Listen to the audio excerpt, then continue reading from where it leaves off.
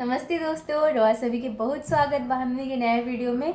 ई वीडियो में हमनी के बहुत सुंदर एगो बेटी के गीत लेके आयल बनी जा। तो रोआ लोग गीत के पूरा लास्ट तक सुनी लो।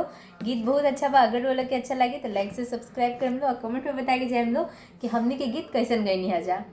निमिया के पेड़ जन कटैया मोरे पापा हो, निमिया के पेड़ जन कटैया मोरे पापा हो, निमिया चिड़ैया के बसेरा ए लाला, निमिया चिड़ैया के बसेरा ए लाला। बेटी के उड़ाठ बोले जाने बोले हा पापा हो, बेटी के उड़ाठ बोले जाने बोले हा पापा हो, बेटी है चिड़ैया के सामान ए लाला, बेटी है चिड़ैया के सामान ए लाला। सब चिड़िया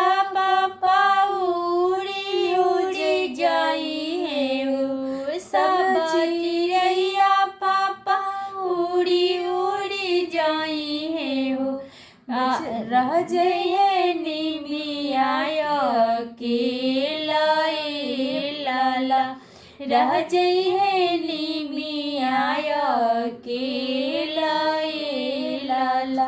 बेटिया अपना ससुर चली जाई है हो, बेटी अपना ससुर चली जाई है हो, उदास होई है महलैया ए लाला, उदास होई है महलिया ए